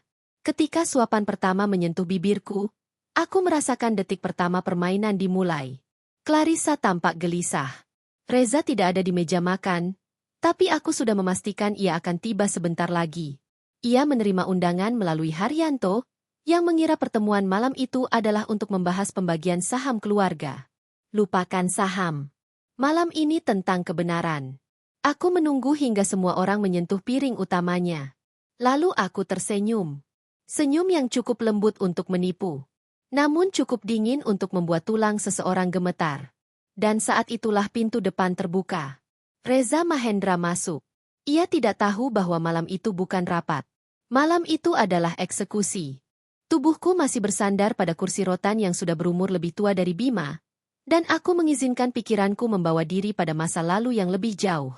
Masa ketika aku belum memahami bahwa kelembutan seorang ibu seringkali menjadi bumerang yang paling mematikan. Aku pernah menjadi perempuan yang percaya bahwa membiarkan orang lain bersandar padaku adalah bentuk kasih sayang yang paling mulia. Namun semakin banyak aku memberi, semakin besar dunia meminta untuk menggerogoti tulangku. Pada hari-hari awal setelah suamiku meninggal, rumah ini dipenuhi suara langkah tetangga yang datang melayat, aroma bunga sedap malam yang terlalu kuat hingga membuatku ingin muntah, dan tatapan belas kasihan yang terasa menusuk-nusuk kulitku. Aku berdiri sendirian di depan peti jenazah lelaki yang menemaniku selama 39 tahun. Lelaki yang punya ambisi besar tapi selalu gagal setengah jalan. Lelaki yang membuatku bekerja 2 kali lebih keras untuk mempertahankan hidup kami. Namun terlepas dari semua kekurangannya, ia tidak pernah membiarkan anak kami menyentuh satu helai pun warisan keluargaku. Ia tahu bahwa keserakahan bisa tumbuh meski dari bibit cinta. Seandainya ia melihat apa yang terjadi setelah kepergiannya, mungkin ia akan menyesali semua kelembutan yang pernah ia tunjukkan pada Bima. Aku teringat betul hari ketika upacara 7 hari kematian suamiku berlangsung. Rumah ini sudah menunjukkan tanda-tanda awal kehancurannya. Bukan retakan pada tembok atau paku yang lepas dari kusen, tetapi retakan halus dalam hubungan yang selama ini kupelihara dengan sepenuh hati. Bima datang dengan wajah murung yang dibuat-buat, berjalan lambat seperti sedang memerankan seseorang yang sedang berduka, sementara istrinya, Elora, mengatur kerudungnya setiap 2 menit sekali, memastikan semua orang memperhatikan betapa sopan dan sedihnya ia. Tak ada yang lebih memuakan daripada kesedihan yang dipertontonkan untuk mendapatkan simpati gratis. Pada malam itu, setelah para tamu pulang dan hanya tersisa suara kipas angin tua berdecit di langit-langit, Bima duduk di ruang tamu sambil memegang map coklat. Tangannya menggenggamnya terlalu erat. Seperti seseorang yang sedang membawa keputusan besar yang akan mengubah hidup banyak orang. Aku mengenali tatapan itu. Tatapan yang dulu dimiliki ayahnya ketika mencoba meyakinkan investor bahwa proyeknya tidak akan gagal. Tatapan yang dimiliki seorang laki-laki ketika ia hendak meminta sesuatu yang bukan haknya. Aku duduk di hadapannya, menatapnya lama hingga ia merasa tak nyaman. Aku tahu ia ingin bicara soal warisan, Tapi aku membiarkannya menunggu. Biarlah ia tenggelam dalam ketidaknyamanan, sesuatu yang jarang ia rasakan selama ini. Waktu itu belum ada paksaan. Belum ada ancaman. Belum ada perjudian moral yang membuatku muak seperti sekarang. Namun benihnya sudah ada. Kecil, tampak tak berbahaya. Tetapi ku tahu akan tumbuh menjadi monster yang pada akhirnya harus aku potong dengan tanganku sendiri. Tirai tipis di jendela berkibar pelan saat angin malam masuk, membawa bau tanah basah yang masih tersisa dari hujan sore tadi. Aku mengenang hari itu seperti sebuah adegan film yang diputar berulang-ulang dalam kepalaku. Bagaimana aku duduk dengan punggung tegak, menatap anak lelaki satu-satunya yang pernah kubawa 9 bulan dalam tubuhku. Betapa ironisnya bahwa seseorang yang pernah menjadi bagian dari darahku sendiri kini, menjadi orang asing yang begitu berbahaya bagi hidupku. Ia membuka map itu perlahan. Tetapi pada detik itu juga aku mengangkat tangan, menahannya. Aku tidak tahu apakah ia merasa tersinggung atau lega. Tapi malam itu aku belum siap mengucapkan kata-kata yang akan mengubah hidupku. Aku masih dalami rasa kehilangan suamiku, masih mencoba mengatur napas setiap kali menangis sendirian di kamar, masih belum bisa membayangkan hidup tanpa seseorang yang menjadi saksi dari seluruh perjuanganku. Tapi dunia tidak peduli pada kedukaan orang tua. Dunia hanya peduli siapa yang paling cepat mengambil kesempatan. Setelah hari itu, segalanya berubah. Hubungan kami bukan lagi antara ibu dan anak, melainkan antara sumber dan peminta. Antara pemilik dan pencatut. Antara seseorang yang sudah lelah menghadapi dunia dan seseorang yang merasa dunia berutang kepadanya. Aku tahu sejak saat itu, lambat laun Bima akan mencoba meraih sesuatu yang bukan miliknya. Elora, dengan segala kesempurnaannya yang dibuat-buat, akan mendorongnya dari belakang. Dan benar saja. Beberapa bulan setelah itu, tanpa memberi kabar, mereka mengurus banyak hal di belakangku. Surat-surat, data, catatan kepemilikan rumah. Semua dilakukan dengan cara yang begitu rapi, begitu diam-diam, seakan-akan mereka tidak sedang mencuri dari darah daging mereka sendiri. Aku tidak marah saat mengetahui semuanya. Tidak juga terkejut. Perasaan yang muncul justru jauh lebih menakutkan. Ketenangan. Ketenangan yang hanya dimiliki seseorang yang sudah kehilangan rasa takut. Dalam ketenangan itu, aku merencanakan segala sesuatu yang tidak pernah mereka bayangkan akan kulakukan. Aku merangkai setiap kepingan rencana seperti seseorang yang membuat lukisan balas dendam bertahun-tahun lamanya. Ketika mereka akhirnya mengusirku dari rumahku sendiri, aku justru tersenyum. Senyum yang tidak mereka pahami, karena senyum itu lahir dari pengetahuan bahwa mereka baru saja melangkah ke perang yang tidak akan pernah mereka menangkan. Rumah ini memiliki ingatannya sendiri. Ia tahu siapa pemilik sejatinya. Ia tahu siapa yang memeliharanya, siapa yang membersihkan setiap sudutnya, siapa yang mengisi ruang-ruangnya dengan cinta, bukan dengan keserakahan. Dan seperti semua rumah tua yang menyimpan rahasia panjang, ia akan memihak pada orang yang benar. Ketika aku kembali berdiri di ambang pintu rumahku setelah berbulan-bulan disingkirkan, aku melihat retakan yang lebih lebar dari sebelumnya. Tidak hanya retakan fisik, tapi retakan dalam nasib mereka. Bima sudah kehilangan pekerjaannya, Elora kehilangan gengsinya, dan dunia yang mereka bangun dari keserakahan runtuh satu persatu. Mereka lupa bahwa hidup ini seperti lingkaran. Apapun yang dilemparkan ke dunia akan kembali pada pemiliknya. Dan kini, lingkaran itu kembali padaku. Malam ini, ketika angin menerbangkan daun-daun kering di halaman, aku sudah tidak lagi menjadi ibu yang menunggu belas kasihan anaknya. Aku adalah seorang perempuan tua yang kembali untuk mengambil apa yang seharusnya menjadi miliknya. Bukan dengan kekerasan, bukan dengan teriakan, tetapi dengan ketenangan seseorang yang tahu bahwa keadilan alam akan selalu memihak pada mereka yang setia dan sabar. Namun sebelum semuanya berakhir, aku ingin mereka mengerti satu hal. Tidak ada pengkhianatan yang lahir dari ketiadaan. Semua berawal dari ketamakan yang mereka pelihara sendiri. Dan aku akan memastikan mereka melihat konsekuensinya dengan mata kepala mereka sendiri. Aku terbangun sebelum fajar menyingsing. Ketika kegelapan masih menggantung di langit seperti kain hitam tebal yang menolak tersibak. Rumah ini masih sunyi. Hanya suara embusan angin yang menyelinap melalui celah jendela tua. Udara dini hari selalu membawa dingin yang lembut dan tajam sekaligus. Dingin yang mengingatkanku pada masa ketika aku harus bangun lebih awal untuk menyiapkan sarapan bagi suami dan anakku. Masa ketika kasih sayang terasa seperti kewajiban yang tak pernah selesai. Kini, aku bangun bukan untuk siapapun. Bukan untuk memasak bagi keluarga yang sudah mengkhianatiku. Bukan pula untuk memenuhi permintaan seseorang yang tak pernah menghargai pengorbananku. Aku bangun karena ada sesuatu dalam diriku yang sudah terlatih untuk tidak bergantung pada siapapun. Kemandirian yang dulu kutanam dalam-dalam, kini tumbuh menjadi kekuatan yang tidak lagi bisa dipatahkan. Aku menyalakan satu lampu meja kecil. Cahaya kuningnya menyentuh sudut-sudut kamar yang selama beberapa bulan menjadi saksi senyap atas rasa sakit yang kutelan sendirian. Ada noda-noda pada hati yang tak mungkin hilang. Tapi bukan noda itu yang menahanku. Yang menahanku adalah keinginan untuk melihat segala sesuatu kembali pada tempatnya. Untuk melihat keadilan berjalan sebagaimana mestinya. Ketika aku berjalan menuju dapur, rumah ini menyambutku dengan langkah-langkah beratnya. Kayu lantai berderit lembut. Seperti mengingatkan bahwa ia juga telah bertahan melewati masa-masa sulit. Di meja makan, sebuah pot bunga kering masih berdiri diam, peninggalan Elora yang mencoba meniru estetika rumah-rumah yang ia lihat di media sosial. Semua itu kini tampak seperti ironi yang pahit.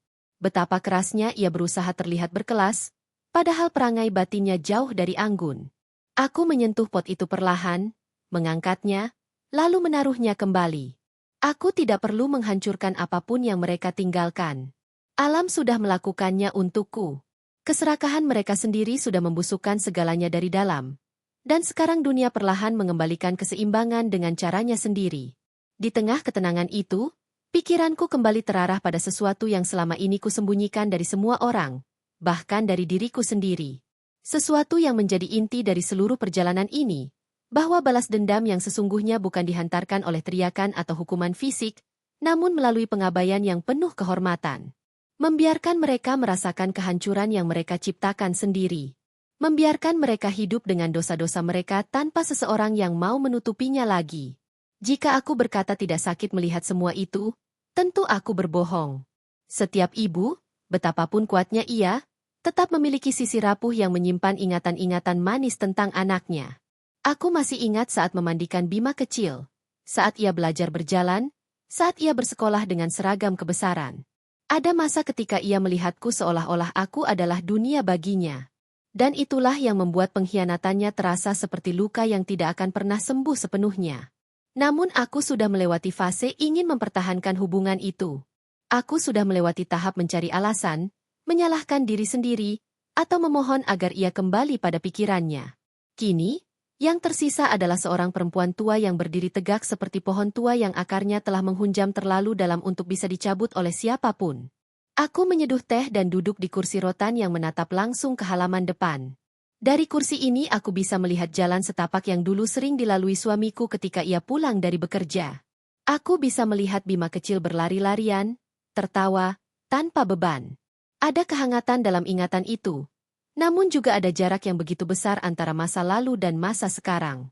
Ketika cahaya matahari perlahan muncul di balik pepohonan, aku melakukan sesuatu yang bahkan tidak kusadari telah menjadi kebiasaan baruku, menunggu kedatangan mereka. Hanya saja kini yang kurasakan bukan lagi kekhawatiran atau takut. Yang ada hanya rasa ingin tahu, sejauh mana kehancuran yang mereka tanam sudah tumbuh menjadi bencana bagi mereka sendiri? Aku tidak perlu menunggu lama.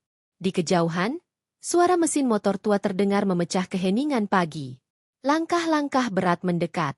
Dan kemudian aku melihatnya, Bima. Rambutnya berantakan, wajahnya pucat, tubuhnya lebih kurus dari terakhir kali kulihat. Pakaian yang dulu selalu rapi kini kusut, seolah ia tidak lagi peduli pada penampilannya. Ia berdiri di gerbang dalam diam. Ada jeda panjang sebelum ia mengetuk. Dan ketika suara ketukan itu terdengar, rumah ini seolah ikut bernapas panjang, seperti seseorang yang sedang mempersiapkan diri menghadapi sesuatu yang telah lama dinanti. Aku tidak membuka pintu. Aku menunggu. Membiarkannya mengetuk lebih lama. Seperti seseorang yang memohon pintu ampunan. Aku ingin ia merasakan setiap detik dari penantian itu. Inilah bagian dari pelajaran yang harus ditanggungnya sendiri. Bahwa rumah ini, yang dulu ingin ia rebut, kini tidak lagi terbuka dengan mudah baginya. Ketukan ketiga terdengar lebih pelan. Mungkin ia ragu. Mungkin ia malu. Atau mungkin ia baru benar-benar mengerti betapa jauh jarak antara dirinya yang dulu dan dirinya yang sekarang. Barulah setelah beberapa menit berlalu, aku melangkah menuju pintu. Setiap langkah rasanya seperti perjalanan panjang menuju babak penutup yang telah dipersiapkan oleh takdir untukku. Aku memegang gagang pintu, merasakan dinginnya logam itu di telapak tanganku. Dingin yang menandakan bahwa sesuatu dalam diriku sudah berubah menjadi baja. Ketika pintu terbuka, ia menunduk. Tubuhnya gemetar kecil, entah karena cuaca atau rasa malu. Ia tidak berani menatapku. Dan pada saat itu, aku menyadari sesuatu yang selama ini tidak kusangka akan kurasakan. Aku tidak membencinya lagi.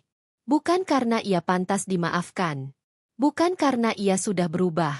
Tetapi karena aku sudah selesai dengannya. Selesai dengan seluruh luka, seluruh kenangan yang berbau pahit, seluruh hari-hari yang membuatku mempertanyakan nilai diriku sendiri. Aku sudah melampaui semuanya. Dan itulah kemenangan paling sunyi, namun paling membekas, yang bisa dimiliki seseorang di usia senja. Aku memandangi Bima yang semakin mengecil dalam pandanganku, lalu aku melangkah keluar, melewatinya, tanpa menyentuh atau menyapa. Angin pagi menyentuh wajahku dengan lembut, seolah dunia memberi salam hormat pada keputusan yang akhirnya kutuntaskan. Hari itu, untuk pertama kalinya, aku merasa benar-benar merdeka. Aku berjalan menuju taman belakang tanpa menoleh sedikit pun padanya. Langkahku pelan namun mantap, menyusuri jalur batu yang sudah kupasang sejak puluhan tahun lalu. Setiap pijakan terasa seperti memisahkan lembaran lama hidupku dan membuka ruang kosong yang lebih bersih untuk masa depan yang tinggal kumiliki sendiri. Udara pagi menyambutku dengan harum bunga kembang sepatu yang sedang mekar. Aku duduk di bangku besi tua yang dulu sering kupakai membaca laporan tahunan perusahaan, sebuah tempat yang menampung banyak rahasia dan percakapan yang tidak pernah terjadi lagi. Bima tetap berdiri di pintu belakang, seolah menunggu izin untuk mendekat, tetapi aku tidak memberikannya. Rumah ini bukan lagi tempat ia bisa keluar masuk tanpa kepedulian. Ada batas baru yang tidak akan kusilangkan hanya demi nostalgia atau iba. Aku sudah terlalu tua untuk mengulang kesalahan yang sama. Dalam keheningan itu, aku merasakan sesuatu yang lama hilang dariku. Kendali. Kendali penuh atas hidupku, perasaanku, dan segala yang telah kupertahankan dengan susah payah selama ini. Kendali yang sempat direbut oleh sikap masa bodoh suamiku dan tipu daya perempuan muda itu. Kendali yang akhirnya kembali pulang setelah semua topeng runtuh di hadapan mereka sendiri. Aku menutup mata sejenak dan menghirup aroma teh yang masih tersisa di cangkirku. Hangatnya menyusup perlahan, menggantikan dingin yang sempat bertahun-tahun mengendap di dadaku. Teh ini menjadi penanda bahwa hidupku masih berjalan, meski perlahan, meski hampir remuk oleh tekanan. Aku masih ada. Dan aku masih waras karena menolak hancur untuk mereka. Ketika aku membuka mata, Bima sudah lebih mendekat. Ia berdiri beberapa meter dariku, tetap menunduk, seperti seseorang yang sedang menunggu putusan. Aku membiarkannya menunggu. Diamku bukan karena kejam, tetapi karena diam itulah satu-satunya bahasa yang bisa ia pahami sekarang. Diam yang berisi penyesalan, diam yang berisi kehilangan, diam yang lebih menusuk dari kata-kata. Dalam kepala, ingatan-ingatan berkelebat seperti album foto tua. Aku melihat Bima kecil membantuku menanam bunga. Tangannya kotor tanah, senyum lebarnya polos dan jujur. Aku melihatnya remaja, ketika ia pertama kali membawa pulang piala kemenangan lomba matematika, memamerkannya dengan bangga. Aku melihatnya dewasa, saat ia memperkenalkan Clarissa sebagai kekasihnya. Wajahnya bersinar oleh cinta yang ternyata buta dan menyesatkan. Aku melihat bagaimana satu perempuan menghancurkan seluruh fondasi yang kubangun selama bertahun-tahun. Bukan karena kecantikannya, bukan karena kelembutannya yang palsu, tapi karena Bima membuka sendiri pintu yang tidak mampu ia tutup lagi setelah semuanya masuk. Sakit? Tentu. Tapi kini rasa sakit itu tidak lagi mengikatku. Bima akhirnya mengangkat wajahnya sedikit. Matanya sembab, meski ia tampaknya menahan diri untuk tidak mengeluarkan air mata. Ia ingin berbicara, namun tidak berani. Dan aku tidak berniat memudahkan jalannya. Aku sudah terlalu sering memudahkan orang yang justru mempersulit hidupku. Aku mengingat hari ketika Clarissa berdiri di depanku dengan wajah tersenyum manis dan tangan yang penuh perhiasan mahal. Hasil dari memanipulasi suamiku dan anakku.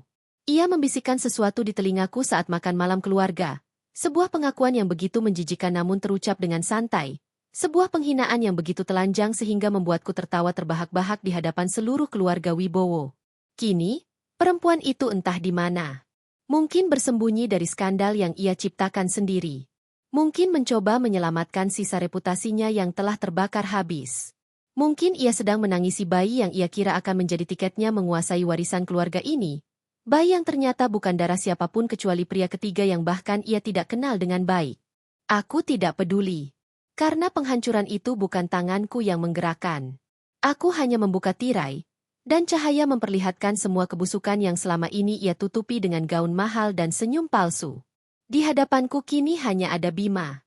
Tidak ada Clarissa. Tidak ada suamiku. Tidak ada pengacara yang mencatut namanya demi keuntungan pribadi. Hanya anak laki-laki yang kehilangan segalanya karena ia mengizinkan seseorang merusak fondasi cintanya sendiri. Aku mengalihkan pandangan kembali ke taman. Angin bergerak lembut, mengayun daun-daun hijau yang tampak segar. Aku merasa seluruh kehidupanku yang dulu kacau kini sedang mencari keseimbangan baru. Seperti gelas yang hampir jatuh tapi berhasil kutahan dengan satu jari terakhir. Setelah beberapa saat, aku berdiri. Bima mengikuti gerakanku dengan cepat, seolah takut kehilangan kesempatan untuk berbicara. Namun aku menatap lurus ke depan dan melewatinya. Sama seperti aku melewatinya di pintu depan tadi. Hanya saja kali ini langkahku lebih lambat. Karena aku ingin ia merasakan bobot setiap detik penolakan itu. Aku masuk ke ruang kerja. Ruangan ini masih rapi, dengan rak buku tinggi dan jendela besar yang menghadap ke kolam kecil. Meja kerjaku terisi penuh dengan berkas-berkas, laporan keuangan, dan catatan-catatan yang dulu selalu kuperiksa dengan cermat. Kini, semuanya tampak lebih sederhana. Tidak ada lagi manipulasi tersembunyi. Tidak ada tangan lain yang menyentuh dokumen-dokumen ini kecuali milikku. Ketika aku duduk dan membuka satu map coklat, aku mendengar suara langkah ragu memasuki ruangan. Bima berdiri di ambang pintu, memegang topinya dengan kedua tangan. Ia tampak seperti anak kecil yang ketakutan, bukan pria dewasa yang pernah mencampakkan ibunya demi seorang perempuan yang nyaris meruntuhkan seluruh keluarga. Aku menatapnya sebentar. Tatapanku tenang, bahkan datar. Tatapan seseorang yang sudah tidak menyisakan tempat lagi untuk kompromi. Dan dari tatapan itu saja, aku tahu ia mengerti bahwa hubungan kami sudah tidak akan pernah kembali seperti dulu. Aku tidak berbicara. Aku tidak perlu. Diamku sudah cukup menjelaskan bahwa aku tidak membalas dengan amarah. Aku membalas dengan keheningan dan bukti. Ia menunduk lebih dalam, sebelum akhirnya keluar dari ruangan tanpa suara. Ketika pintu kembali tertutup, aku merasakan sesuatu yang anehnya melegakan. Ruangan ini kembali menjadi milikku sepenuhnya. Tidak ada bayangan, tidak ada pengkhianatan, tidak ada jejak dari perempuan muda yang datang seperti badai dan pergi meninggalkan puing-puing. Yang ada hanya aku. Dan aku masih berdiri. Ketika matahari naik lebih tinggi, aku bangkit dan berjalan kembali ke halaman depan. Jalanan sudah kembali sepi. Bima sudah pergi. Dan aku berdiri di sana, sendirian, seolah menandai batas antara masa lalu yang penuh luka dan masa depan yang entah seperti apa bentuknya. Namun aku tidak takut. Sore hari datang perlahan, membawa udara yang lebih hangat dan langit yang bergeser menjadi keemasan. Cahaya itu jatuh di halaman rumahku seperti sehelai kain tipis yang membungkus segalanya dalam ketenangan yang tidak pernah benar-benar kumiliki selama bertahun-tahun terakhir. Rumah ini terasa berbeda sejak semuanya berakhir. Lebih lapang, lebih sunyi, namun juga lebih jujur. Tidak ada lagi suara-suara palsu, tidak ada lagi langkah-langkah yang menyembunyikan niat kotor, tidak ada lagi tawa pura-pura yang digunakan untuk menutupi pengkhianatan. Aku berjalan menyusuri lorong panjang menuju ruang koleksi kristal, ruang yang selalu menjadi favoritku. Lampu gantung besar yang tergantung dari langit-langit menerangi ruangan itu dengan gemerlap lembut. Kristal-kristal bohemia, hadiah dari berbagai perjalanan bisnis selama puluhan tahun, berkilau memantulkan cahaya seperti pecahan-pecahan kebenaran yang akhirnya terlepas dari bayang-bayang. Di antara semua barang berhargaku, kristal-kristal ini yang paling sering kuseka dan kujaga. Bukan karena nilainya, tetapi karena ketenangannya. Setiap pantulan cahaya mengajarkan hal yang sama, bahwa luka memantulkan sosok kita dengan cara yang berbeda, dan dari pantulan itulah kita belajar untuk melihat diri sendiri dengan lebih jujur. Hari ini, pantulan itu terasa lebih bersih. Saat aku menatap salah satu vas kristal, bayangan wajahku terpampang jelas. Wajah perempuan berusia lebih dari 6 dekade, dengan garis halus di sekitar mata yang tidak bisa lagi dihapus, tetapi justru membuatku terlihat lebih kuat. Ada ketenangan aneh di wajah itu. Ketenangan yang tidak kumiliki ketika Clarissa masih berkeliaran di rumah ini seperti ratu kecil yang merasa seluruh dunia harus tunduk pada keinginannya. Aku mengingat bagaimana ia sering berjalan melewati ruangan ini tanpa berpikir dua kali. Tumit stilettonya mengklik lantai marmer dengan ritme penuh kesombongan, seakan rumah ini adalah panggung dan ia adalah bintang utamanya. Aku mengingat bagaimana tatapan matanya penuh penilaian terhadap setiap sudut rumah ini, padahal sebagian besar yang ia puji atau hina tidak benar-benar ia mengerti. Ia selalu merasa unggul. Mudanya, wajahnya, cara berbicaranya yang manis namun beracun. Bahkan caranya menggenggam tangan Bima seolah sedang menggenggam harta yang hendak ia habisi perlahan-lahan. Aku melihat semua itu, namun membiarkannya. Karena ketika seseorang sedang menggali lubang untuk menjebak orang lain, aku tahu pada akhirnya ia akan jatuh ke lubang itu sendiri. Dan benar saja.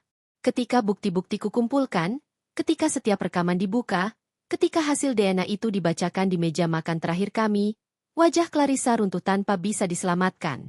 Tidak ada lagi sikap manis. Tidak ada senyuman manipulatif. Tidak ada serpihan keangkuhan yang tersisa. Ia hancur. Ia roboh. Ia kehilangan kata-kata. Dan untuk pertama kalinya, ia merasakan apa itu ketakutan. Lalu ia pergi. Berlari dari ruangan, dari rumah ini, dari nama keluarga Wibowo yang dulu ingin ia kuasai. Dan tidak satu pun dari kami menghentikannya.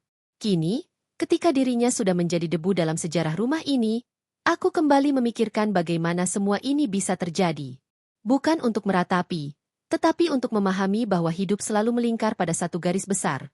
Seseorang hanya akan selamat ketika ia jujur pada dirinya sendiri. Clarissa tidak pernah jujur. Dan ia tenggelam dalam kebohongannya sendiri. Aku beralih ke kursi empuk di sudut ruangan dan duduk perlahan. Dari kursi ini, aku bisa melihat seluruh kristal yang tersusun dengan simetri sempurna. Seperti barisan saksi bisu yang menyaksikan drama keluarga Wibowo selama bertahun-tahun. Dan aku tahu, jika benda mati saja bisa berbicara, ruangan ini mungkin menjadi museum dari dosa-dosa yang pernah berputar di antara dindingnya. Tanpa suara, pintu ruangan terbuka. Aku sudah tahu siapa yang datang bahkan sebelum ia sepenuhnya masuk. Reza Mahendra. Mantan pengacara keluarga yang akhirnya juga ikut terseret dalam skandal besar yang menelan hidup Clarissa. Ia bukan lagi pria yang dulu melangkah dengan percaya diri penuh. Kini ia tampak seperti bayangan dirinya sendiri. Lelah, kusut, dan tersesat. Ia berhenti di dekat pintu, mungkin ragu apakah ia pantas berada di sini. Dan untuk beberapa detik, aku membiarkannya terdiam. Diam adalah cara terbaik untuk memaksa seseorang berhadapan dengan dirinya sendiri. Diam jauh lebih mematikan daripada kata-kata. Aku memandangnya tanpa senyum. Tatapanku stabil. Tegas. Tidak menghakimi, namun jelas tidak simpatik. Reza, sama seperti Clarissa, percaya bahwa mereka bisa mengendalikan segalanya. Bahwa mereka bisa memanipulasi warisan keluarga, mengubah dokumen, menekan beberapa staf, dan menipu suamiku yang mudah dibujuk. Mereka tidak sadar bahwa aku bukanlah perempuan tua yang bisa dibodohi hanya karena aku jarang bersuara. Ketika bukti-bukti itu kukeluarkan satu persatu di meja makan, aku melihat wajah Reza berubah. Dari yakin menjadi panik. Dari percaya diri menjadi bingung. Dari meremehkan menjadi takut. Pada malam itu seluruh kehidupannya berubah. Ia kehilangan klien-klien besar. Kehilangan reputasi. Kehilangan masa depan yang ia bangun dengan cara-cara kotor. Dan kini ia berdiri di hadapanku, tampak seperti seseorang yang mencoba menyelamatkan sisa-sisa dirinya sebelum semuanya menghilang. Aku tidak mengajaknya duduk. Aku tidak menawarkan teh. Aku tidak menawarkan apapun. Karena dalam hidup ini, seseorang hanya layak mendapatkan kelembutan ketika ia masih memiliki hati yang bersih. Reza menghabiskan hatinya untuk permainan licik yang akhirnya menghabiskan dirinya. Ia akhirnya menunduk. Gerakan kecil itu bagiku sudah cukup. Ia datang bukan untuk memohon maaf. Aku tahu itu. Ia datang karena ia tidak tahu harus kemana lagi. Karena ketika dunia menutup pintu-pintu yang dulu selalu terbuka untukmu, hanya satu tempat yang membuatmu kembali. Tempat yang pernah menjadi saksi ketika segalanya masih utuh. Tempat ini. Namun rumah ini bukan lagi rumah bagi para pembohong. Akhirnya ia mundur. Melangkah keluar perlahan, tanpa suara. Dan ketika pintu tertutup kembali, aku menghela napas panjang. Napas yang terasa seperti membuang sisa beban terakhir dari hidup yang sudah kutanggung terlalu lama. Aku berdiri dan kembali berjalan menuju teras depan. Langit sore sudah berganti menjadi jingga kemerahan. Angin menggerakkan tirai tipis yang menggantung di pintu kaca. Dan aku tahu bahwa hari ini, yang terasa panjang namun penuh kejujuran, telah membawaku lebih dekat pada satu titik akhir, ketenangan. Sebuah ketenangan yang dibangun dari bukti, bukan dari teriakan. Dari kebenaran, bukan manipulasi. Dari keberanian memilih keheningan, bukan keterpaksaan untuk bersuara. Sore itu, aku duduk di kursi rotan favoritku. Teh hangat yang baru kuseduh diletakkan di sebelahku. Dan saat embusan angin membawa aroma taman ke arahku, aku menyadari bahwa untuk pertama kalinya dalam waktu yang sangat lama, aku betul-betul merasa damai. Hari itu, tubuhku seperti membawa beban yang tidak lagi terasa berat, tetapi matang oleh keputusan yang telah melewati begitu banyak fase pertimbangan. Aku berdiri di sisi jendela besar yang menghadap ke kebun belakang, tempat para pekerja kebersihan telah menyingkirkan sisa-sisa perabot lama milik mertuaku yang dulu memaksa menetap di rumah ini. Aku tidak lagi merasakan ria emosi ketika melihat barang-barang itu diangkut keluar seperti sampah yang sudah terlalu lama dibiarkan membusuk. Ada ketenangan yang sulit dijelaskan, semacam ruang kosong di belakang tulang iga, yang justru membuat langkahku terasa lebih mantap. Aku menyadari bahwa balas dendam, sejauh apapun aku melangkah mengejarnya, selalu berakhir dengan pertanyaan hampa. Setelah semuanya runtuh, apa lagi yang tersisa? Tetapi aku juga tahu bahwa keadilan tidak lahir dari hati yang lembut. Ia lahir dari keberanian untuk menegakkan batas ketika orang lain menginjak martabat kita seakan itu bukan sesuatu yang penting. Di ruang kerjaku, tumpukan dokumen sudah rapi. Kontrak warisan telah direvisi. Kepemilikan rumah kini tunggal berada di bawah namaku. Tidak ada lagi ruang abu-abu yang membuat siapapun merasa berhak mengambil, menuntut, atau menuntutku lagi. Semua alur yang dulu ingin dipakai mereka untuk merampas hidupku sudah mati sebelum mereka sempat menyusup lebih jauh. Namun tetap saja, meski kemenangan ini terasa absolut, ada sudut-sudut kecil dalam diriku yang mengingat bagaimana semua ini bermula. Rasa percaya yang diberikan terlalu murah, pintu yang kubuka terlalu lebar, kasih yang kutanam tanpa perlindungan. Di usia 60 tahun, aku baru benar-benar memahami bahwa kelembutan tanpa batas dapat menjadi medan empuk bagi parasit untuk berkembang. Ketika aku melangkah keluar rumah sore itu, udara terasa lebih jernih. Seperti ada sesuatu yang telah terlepas dari pundakku. Sesuatu yang tidak bisa kulihat tetapi terasa meninggalkan tubuhku sedikit demi sedikit. Aku berjalan pelan menuju teras belakang, melihat sisa daun jambu yang berjatuhan, mengingat masa ketika aku masih menanamnya bersama suamiku. Banyak yang berubah sejak itu, tetapi pohon itu tetap berdiri dengan karakternya sendiri, seperti mengingatkan bahwa waktu selalu berjalan tanpa peduli apa yang manusia perebutkan. Di kejauhan, samar-samar kudengar suara kendaraan tua. Aku tidak langsung menoleh. Aku hanya memejamkan mata sejenak, menunggu apakah langkah-langkah itu akan mendekat atau menjauh. Ketika suara itu berhenti tepat di depan pagar rumahku, aku membuka mata dengan tenang. Di luar sana, dua sosok yang dulu pernah mengisi hidupku dengan tuntutan dan keluhan kini berdiri dengan tubuh yang lebih kurus, lebih kusam, lebih rapuh dari yang kuingat. Suamiku, atau mantan suamiku, kini statusnya terhapus bahkan dari daftar tanggung jawab emosionalku, berdiri dengan wajah yang hampir tidak kukenali. Ketika kutatap dari kejauhan, aku bisa melihat betapa kerasnya hidup telah menggigit setiap sudut kehidupannya setelah ia kehilangan akses ke kenyamanan yang dulu kudukung selama bertahun-tahun. Di sampingnya, mertuaku duduk dengan lutut yang gemetar, wajah yang tertutup keriput lebih dalam dari terakhir kali kulihat. Dunia di luar rumah ini, ternyata, tidak memberi mereka tempat yang hangat untuk bersandar. Aku tidak bergerak. Tidak ada dorongan untuk menghampiri. Tidak ada keinginan untuk bertanya apakah mereka baik-baik saja. Aku hanya berdiri, membiarkan mereka melihatku sebagaimana aku sekarang. Bukan lagi perempuan yang bisa mereka tekan, bukan lagi sumber uang dan kenyamanan, bukan lagi penopang hidup mereka. Tatapan mereka seperti memohon sesuatu yang tidak berwujud. Sebuah pengakuan, mungkin sebuah kesempatan. Tetapi hidup tidak dibangun di atas kesempatan yang diberikan tanpa pertimbangan. Setiap tindakan memiliki konsekuensi, dan hari ini, mereka berdiri di hadapan konsekuensi itu. Aku mengangkat tangan, memberi isyarat sederhana agar mereka pergi. Isyarat itu tidak keras, tidak kasar, tidak penuh kemarahan. Justru kelembutan dari gerakan itu membuat pesan yang kusampaikan menjadi lebih pedih. Mereka tidak lagi memiliki ruang di dunia yang kubangun ulang, dunia yang kulindungi dengan tekad yang lahir dari luka yang dalam. Suamiku menunduk. Mertuaku memegang lengan anaknya, berusaha menjaga keseimbangan. Mereka berbalik dengan langkah lambat yang bergema di sepanjang jalan depan rumah. Aku menyaksikan punggung mereka menjauh, bukan dengan rasa puas, melainkan dengan penerimaan bahwa beberapa hubungan memang tak seharusnya dipertahankan, bukan karena kebencian, melainkan karena pertumbuhan. Ketika mereka akhirnya hilang dari pandangan, aku menutup pagar dengan tenang. Perasaan itu muncul lagi, hampa tetapi lega. Sejenis kehampaan yang bukan tanda kekurangan, melainkan tanda ruang baru telah tercipta. Ruang yang bisa kutanami dengan sesuatu yang lebih baik dari rasa sakit. Aku kembali ke dalam rumah. Senyap menyambutku seperti sahabat lama yang setia. Lantai yang bersih, dinding yang rapi, meja kayu yang kusuka. Semuanya tampak seolah sedang menunggu bab berikutnya dari hidupku. Aku mengambil secangkir teh hangat yang sudah kusiapkan sebelum keluar tadi, lalu duduk di kursi favoritku. Dari tempat itu, aku bisa melihat hampir seluruh ruang keluarga. Tempat itu pernah menjadi saksi bagaimana aku dipojokkan, diawasi, dan diremehkan oleh orang-orang yang bahkan tidak memahami bagaimana susah payahnya aku membangun tempat ini. Kini, ruang itu kembali menjadi milikku seorang. Aku menyeruput teh itu perlahan, merasakan hangatnya turun ke tenggorokanku.